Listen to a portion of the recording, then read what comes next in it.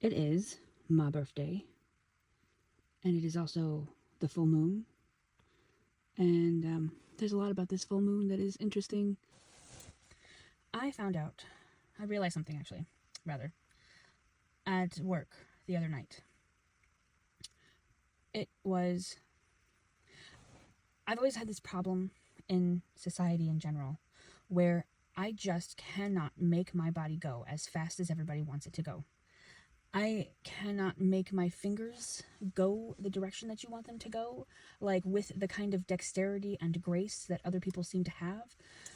I have the thing where you see walls and you cannot make your body move out of the way fast enough, so you walk into them, like the walls that you see coming. It's just a thing. I'm used to it. That's how I am. But when it comes to functioning in society with this level of I consider it a disability, but a mild one. It's not something, it's something that bothers me.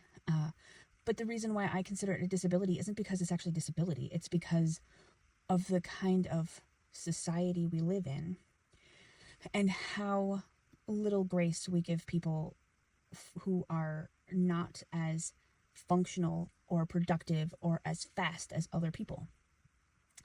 And so I found myself in a position. I changed jobs. I've done many, many things to try to give myself the grace by myself. Here's a problem. I have to figure out how to solve it because I'm an adult, a responsible human, and I have to take responsibility and look at my flaws and say, I need to put myself into a better position to where I will be more functional and yet more valuable as an asset. So I did that. And I put myself into a place where it's not about, where you're not quite so fucking overloaded all the time. And the other day, the last 2 days in this new place, have been a reminder of what I left.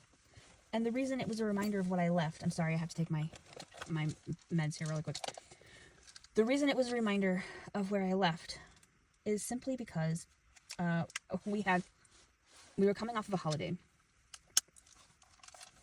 So there was a holiday, and we had someone. So before we left, usually I work in a school. So what happens is before you leave, the school is a giant mess because everybody has parties, and then you're left thinking, well, I'm going to do the best I can, but it's going to have to get a better clean when I come back from the holiday. And the day we came back from the holiday, there was a person who was sick. They had pneumonia, I think. So this coworker was out ill for the past 2 days, and today they were back, but the first 2 days they were out. And there also happened to be a snowstorm right before we came back from break. So the whole school is covered in salt because the first big snowstorm, when they put down the salt, it's always, I don't know why this is this like the ritual of the salt or something, but every year the first snowstorm must have like 90% of the salt that is going 444 on my clock. 90% of the salt that is going to go out for the entire year has to go out in the first snowstorm. So you have someone who is out. You have the leftover mess from the holiday, and you have like gallons and gallons of salt that you have to vacuum up. And you have tons of little other annoyances like these carpets that need a special, like these particular carpets require a specific vacuum to get the salt off of the floor. There's all kinds of little things again that are just like no time. There's literally no human possible way to get all of this finished. Like you cannot get it finished. So by the end of the night, on the first night, my first night back from break, I was panicking, like genuinely panicking. And I haven't panicked like this. Like I get tired and angry and frustrated and just worn the fuck out. But I haven't been terrified in years. And the thing was that where I used to work, if I did not complete what I needed to complete, I would go clock off and run back and just finish up whatever I hadn't gotten done, right? And all of us did that. There's so much work at that other place, so much work, right? Everybody had to do that. It wasn't just me. All of us had to do it. And they would say, you can't do that. But we're like, yeah, you don't have enough people on staff. There's no way for us not to do that. We have to do that. It was always just, we don't have overtime available. You're just going to have to work faster, and no one can work that fast. It was too much work. So I left because I was ineffective, and I am slower than the average bear already, so it was not a good fit for me. So in this new place, it's slower, but this felt very much like the old school where everything is really, really, really fast paced all the time. And by the end of the night, because unlike the old school, there was staff on site 24 hours a day. There were multiple shifts. Um, this school, because it is a grade school and they don't have many of the sporting events, they have only 2 shifts. So, wow, I don't know if you hear those owls. There were like 3 of them all at once. That was really cool. But there were like 3 shifts. There was 2 shifts, right? The new school has, oh, it is still going. Okay. Sorry, that was weird. So, my God, they're so cool. So, 3 shifts at 2 shifts at the new school, right? So, what happens is a few minutes after you clock off, the alarm system automatically turns on. Oh, you bastard. Oh, it's still going. Oh, it gave me an update, and I thought, okay, wow, this is the whole section that's got to be cut out. Okay, hang on. Let me start over. So there are 2 shifts at the new school. 2 shifts at the new school that have, when you clock off, the alarm system to the school automatically turns on because you're supposed to clock off and leave. Which means when you run into situations where there is someone missing and there's a snowstorm and you have Thanksgiving party stuff that's left over that you were rushing through and didn't get cleaned up from before, that that you will not be able to have any ability to just run back and hurry up and finish up.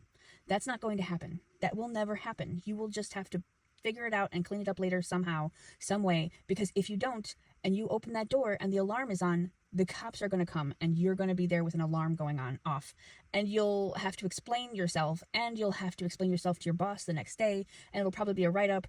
And I was warned of this when I started there, that there is no grace. You have to be out the door. And so I was thinking, well, it's a lot slower here, so this should be okay because there's only going to be a few events every single year. And they pointed that out. But you don't have to worry about it because we only have maybe 5 events a year. We don't have people come in to stay after very often, so you're okay. And I'm like, yeah, so for those 5 days, it's going to be awful. And thus far, it has already been like 6 days of that, and I'm there. And I started because when someone is sick or out or whatever, you have all that extra work. You're just picking up their extra work on top of it. You're just having to go. And so far it has been 6 days that we've had to do this kind of stuff. And I started there in October. So I'm like, it is still far less, 11:11 on my clock. It is still far less than at my old school, right? But I had this occasion where I'm sitting there trying to get everything frantically done. I have like 0 minutes left. I have to be at the clock, and I'm still trying to mop the floor and lock the doors and put things away, and I'm running and I'm sweating and I'm panting and I am desperately just trying to get the basics done because there was a list of things that she expected to get done and I hadn't finished them. And so there were some things that I would have skipped if it were just me, but she specifically, our boss specifically pointed out that she wanted these specific things to be done. So I was desperate, and I ended up like at this point where I am just in a panic, imagining the cops are going to come because I'm not going to be finished and I'm going to be slinging trash around, and I'm just trying to unlock a door. And I had told my coworker, this door sticks. Can you please fix the lock? And he was like, no, the door doesn't stick. You're just doing it wrong. You have to push the key in. And I was like, okay, I think the door sticks and you have to push the key in, but okay, fine, because it's not my area and I don't have to deal with it.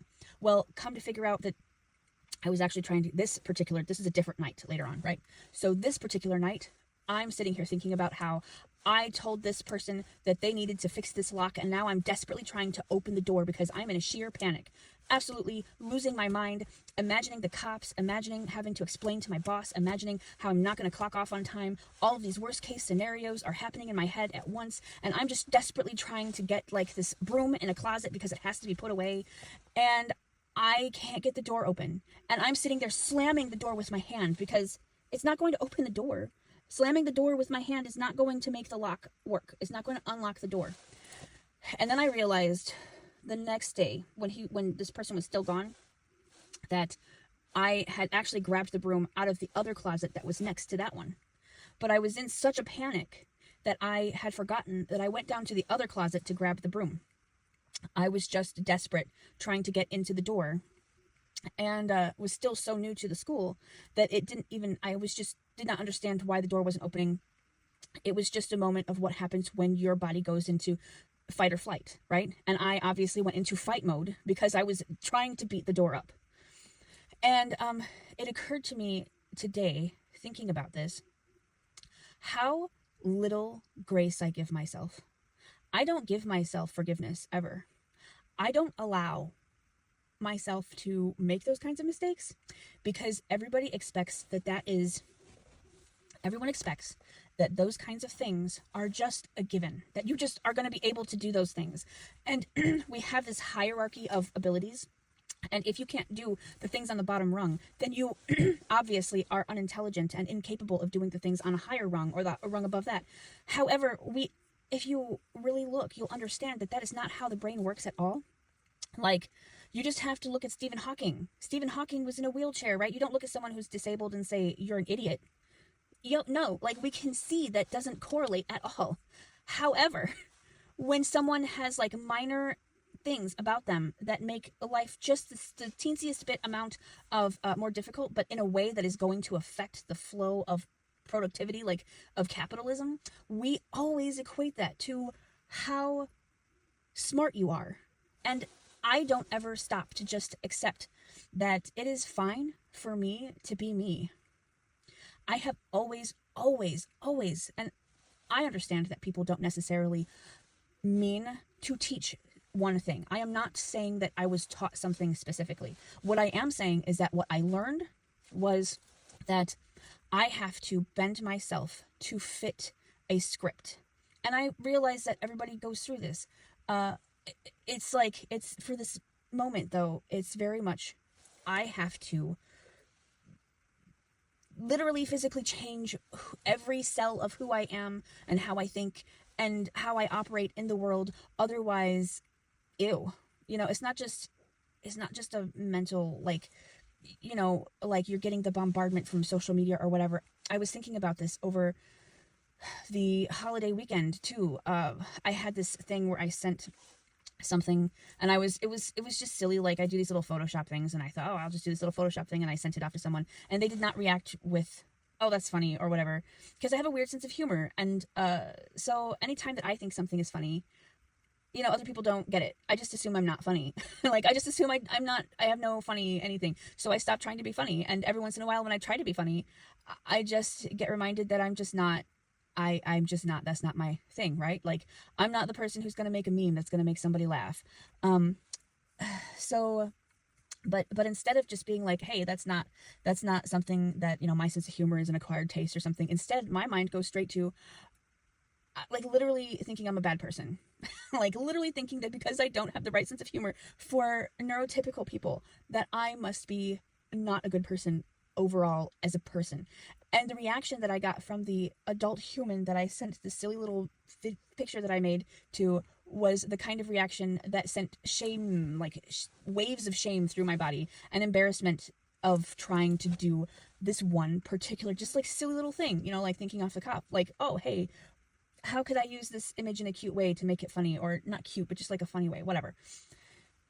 And it failed spectacularly. So, and the idea that they came up with didn't seem funny to me. So I didn't understand why that would be funny. So there's a disconnect there.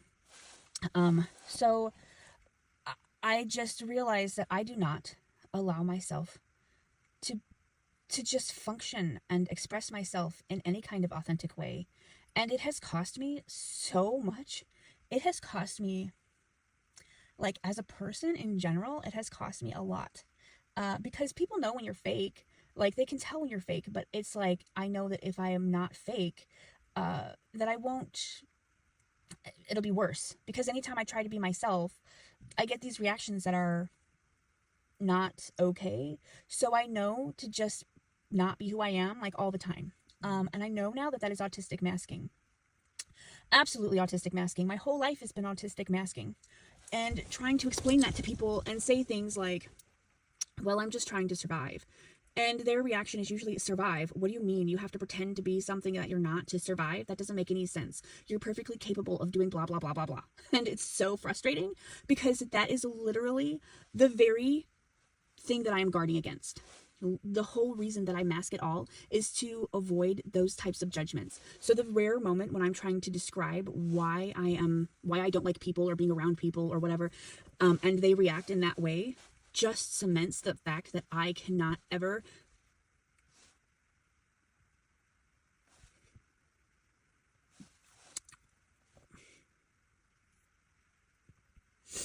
I'm sorry. This is not what I expected to do. That I cannot ever just have friendships and relationships. And frankly, most of the time I don't want to, because y'all are mean. Y'all are like horrible. So fucking horrifyingly horrible to each other. I constantly find myself just thinking, oh my God, humans are the worst. Humans are so cruel, and they're so mean to each other. And they're so judgmental. What are we doing? Why are we like this? I don't know. That wasn't the point of this anyway. The point of this was to say that I don't even know how to be authentic. No idea. I spent most of my life just not wanting to be me. And I finally find something that I really like about myself a lot. Really think it's cool. Not trying to even joke, I like cool stuff. I'm an interesting person. And I really do. I like to do interesting things. And the thing is that so much of that is taken away from me based on the standards of the society at large, I can't be who I am, not just because I'm trying to blend in, but because there's literally no time. There's no time to go have hobbies and interests. You're supposed to just, get, work, rinse, repeat, sleep, work, and then that's it. Families are optional, you just have to do what you gotta do to survive. And, everybody knows it's a farce. Everybody knows that we're being conned, that we're slaves, that the whole system is rigged, and that we all hate it. And yet we still do it for some reason. Oh, you just have to because there's no way to change it. And I'm just that boggles my mind. The world is constantly changing. Of course you can change it. Why would you think that you can't change it? I don't know. So literally it boggles my mind. I do not understand how stagnant we all are. And all I've ever wanted, I know exactly what I want. I have no idea how to get it. And more than that, this light that keeps pointing over at me. Anyway, more than that, I have, it's not that I know what I want. I don't know how to get it. I wouldn't begin to know how to get to square one of building the blocks to get to where I want to be. Because what I want is something that has never been done before. Right? Excuse me. And I don't know.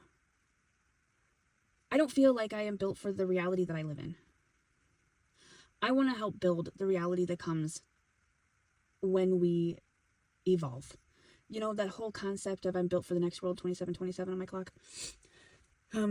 This reality that I am built for whatever comes next. I don't know. And people, and that was something else I tried explaining. Oh my God, I tried explaining this.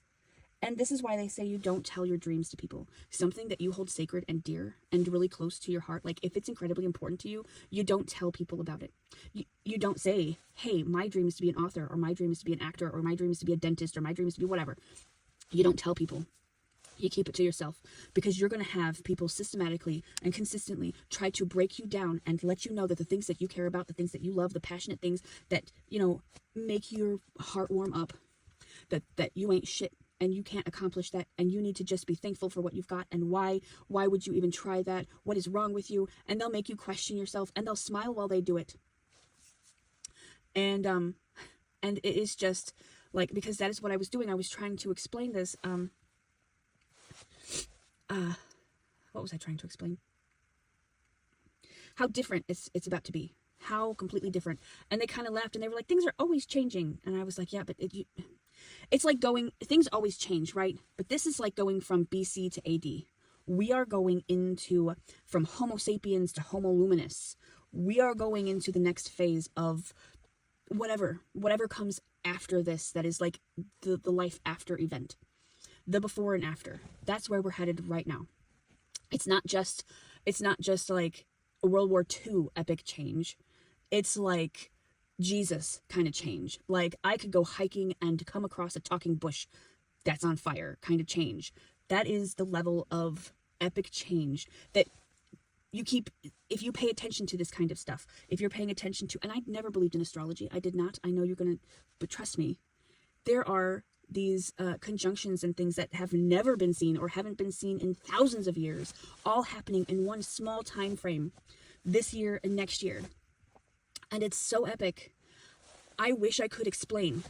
The fact that my birthday is today and there is this full moon and it's about to, I don't remember what it is, say conjunct or square or something like that. And there's all these people talking, like people in the astrology field who are like, this is such a big day. It's such a big day. And it just happens to also fall on my birthday, which makes me feel like, oh, this is my year.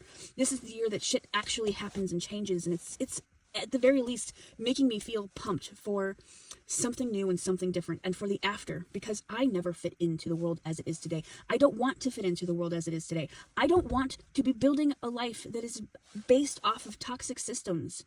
I don't want a toxic life that's built on top of the healthy system that's underneath. I want to build a healthy life that's built on the healthy system that is underneath, that our toxic system is built on top of. I don't like it. And it's not just that, oh, you don't have to like it. You have to deal with it anyway because that's life. I understand that. I'm not negating that. I am saying that I don't want people to suffer, but I also know that us propping up this system is not doing anyone any favors. If this system fell, and it is falling, that we would all suffer. But if the system doesn't fall, we will just extend the suffering out slowly and more dramatically, like less dramatically probably actually, but it'll be longer. It would just take longer to get to the same tragic end, because the system isn't human. It's not built for humans. It's built for imaginary shiny rocks. That's my favorite TikTok. The lady calls imaginary money imaginary shiny rocks. That is what it's built for. It's built for profit.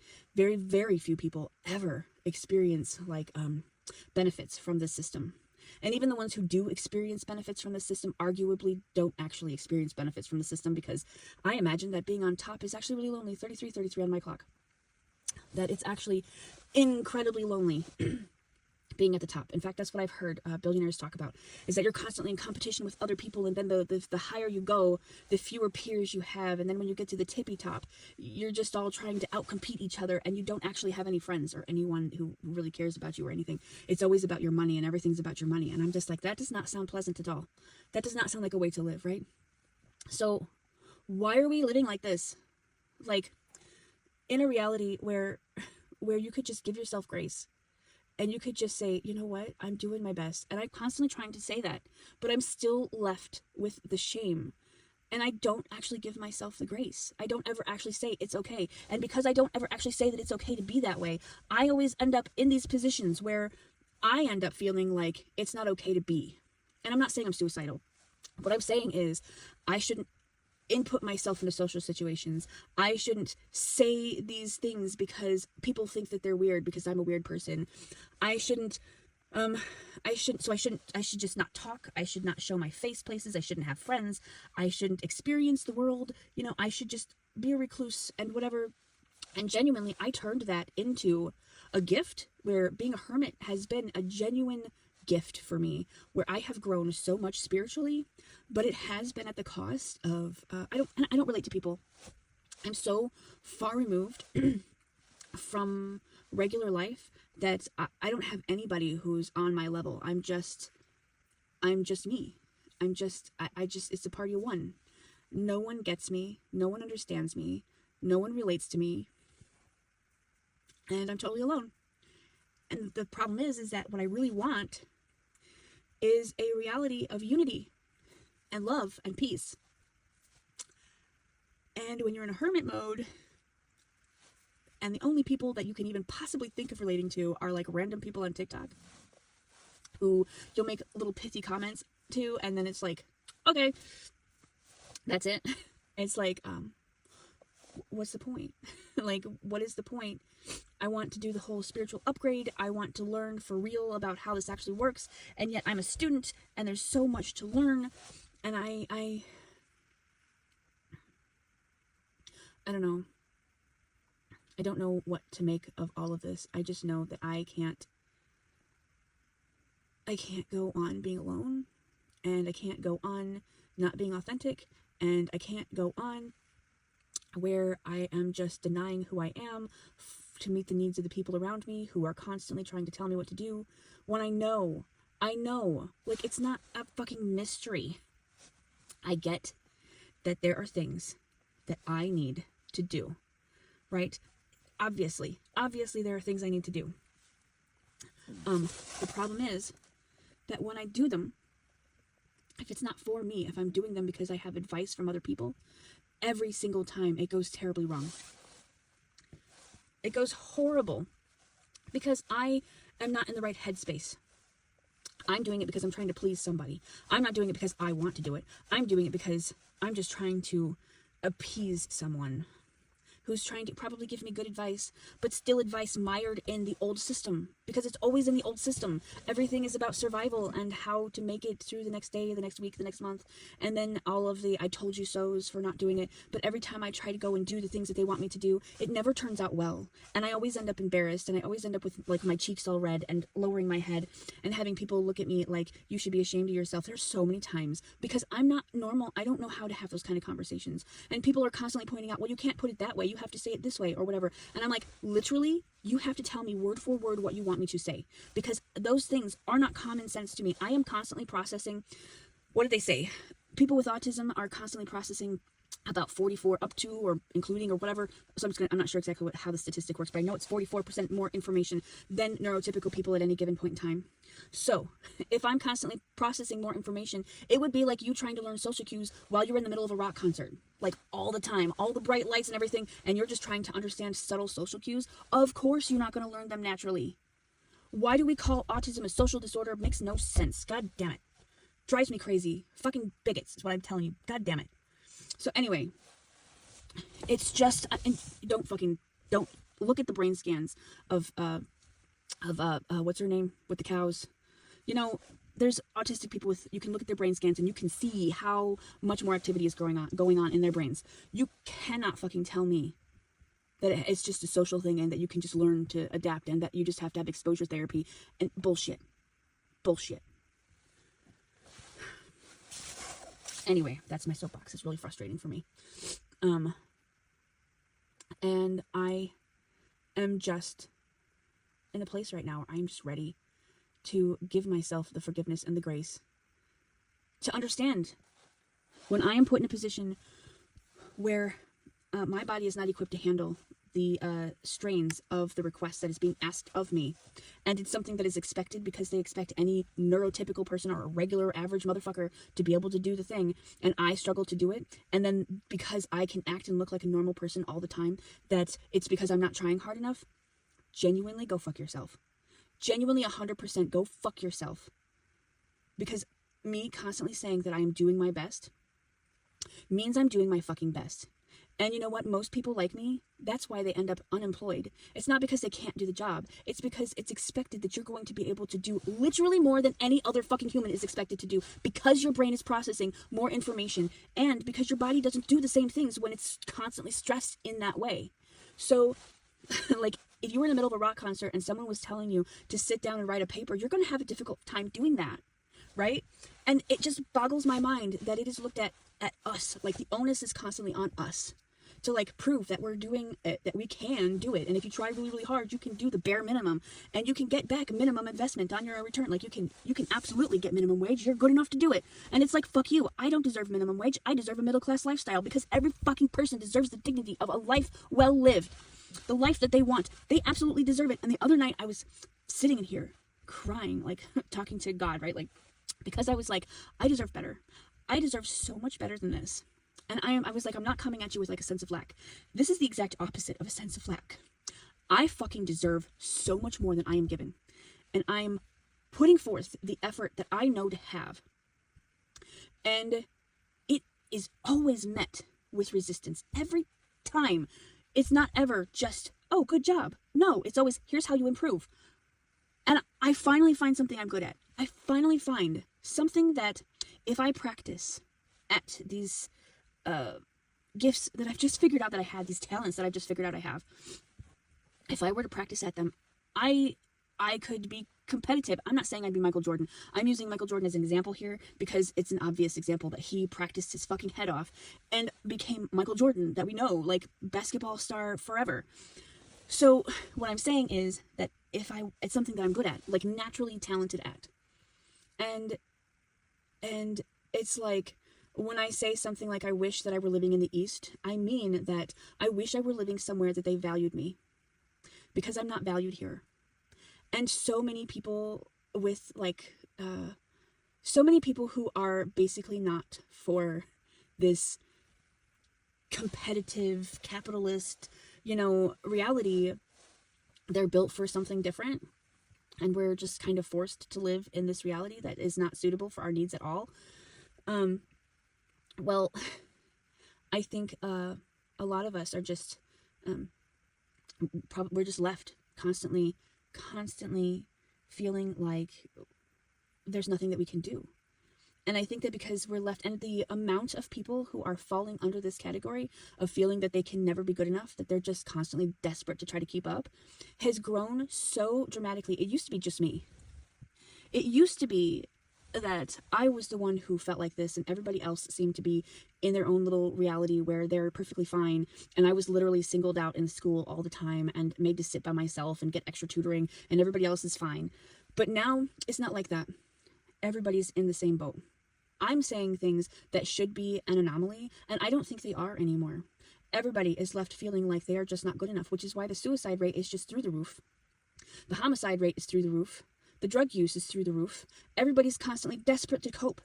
And all that we can give people are drugs to numb their mind, to anesthetize their mind enough to just keep pushing on and dealing with more of the bullshit, even though they should just really be changing society. But we can't change society, so why even try? Y'all, that is literally taking the person who is supposed to be helping you and training them to be an asset to the elites, to the wealthy, to the people to the capitalists who want the system to stay in place. That is how that works. Every single career field is hijacked so that it whitewashes the sins of the people who are making your life miserable. And when you have a therapist who comes to you and tries to make you settle, because frankly, you don't have much of a chance to have a decent life if you're trying to reach your highest potential. It's true, you don't. But you definitely, in my mind, to me, for me only, right? This is for me. I absolutely positively will not have a good life if I am not trying to reach my highest potential.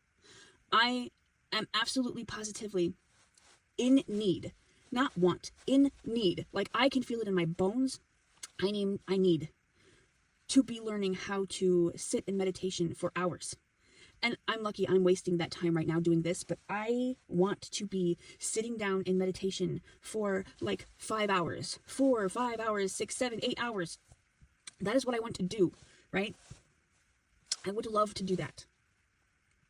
And I don't, because I have to work and I get tired. And so I get off of work and I meditate and I pray and I go inside because the dogs are insane and I don't want them to be bouncing all over me while I'm trying to meditate inside.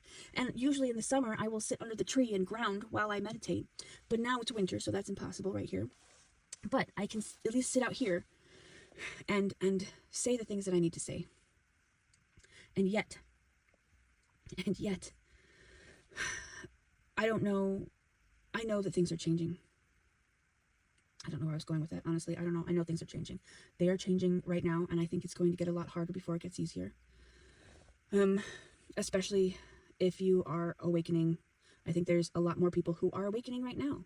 There's a lot of people who are waking up to the fact that they've been a slave for years, and that their whole life has just been to help other people make profits, and that there's no guarantee that you are ever going to have the life that you were promised if you put in the effort. You can put in all the effort and get nothing in return. It can all just be taken from you. Like with one terrible trip to a doctor's appointment, like you can just hear some terrible news and find out that you're going to be in medical debt if you survive, Like, everything that you worked for your whole life just gone. And that's the country that we allowed to exist, because we were promised that it was fair and that we would have certain things, but we aren't allowed to have certain things anymore. It's not going to happen. There is no American dream, and it hasn't existed for a long time, and people are finally figuring that out. And that's hard for a lot of people right now. But you know, instead of whitewashing and allowing all this to fester, I want us to admit this stuff and say, yeah, this shit is happening. Yeah, this isn't right. And I think more and more people are talking. You know what? I didn't think this through. What I want to do is I want all of these videos and all of these people talking about how they want to build this next system.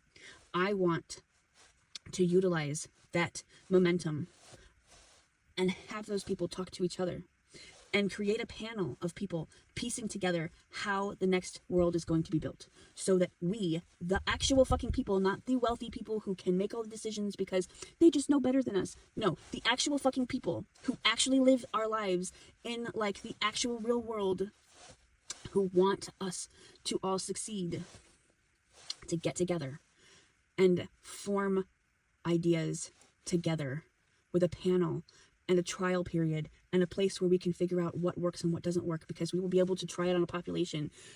That is what I want. That is what I have wanted for a very long time. At one point, I even figured out how much it would cost to make the panel. Who would you include on the panel? And I figured, because I was going big, I was talking like countrywide, and it would cost, like, to get all these experts, it would cost probably about $25 million a year, because it would be a national program, right? But it would start off small, and as they get bigger, you would have snowball with more counties doing these things. Anyway, very small in the beginning for, 25 million is nothing to sneeze at, but you know what I mean? Like, for a national program, it is. But obviously, that isn't something that's just going to be, oh, hey, let's do that. The government's not going to do that. They want this system to stay in place. They're the reason we can't make things better for ourselves. Because there's always going to be someone with enough power and money and influence to ensure that you never hear my message, that you never hear your own message, that you never hear from these people who have these wonderful ideas on how to what's the word? I keep wanting to say unify or work together, co-op society, but we can do this. We really can. We absolutely genuinely can. And yeah, I don't know. I guess that's where I'll leave off. I don't know how I got here.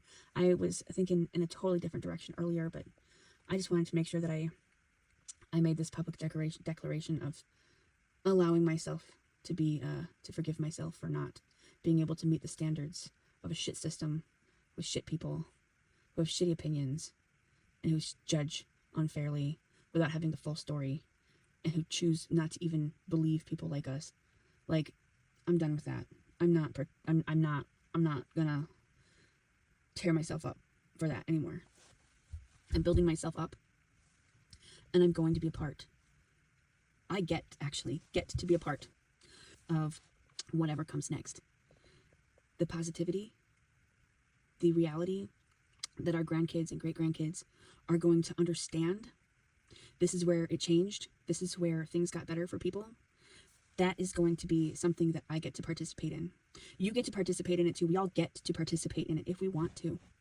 Or you could just keep living the lie that society tells you to live. But I get to build new.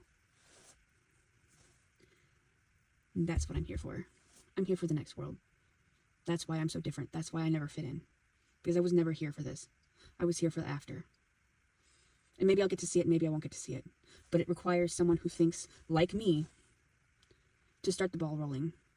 And you and the neighbor and the guy down the street, I am not trying to say that I'm anything special, because I am not. I just picked up the message in the desert and took it to where it needed to go, right? Just trying to connect the dots. That's all I'm trying to do.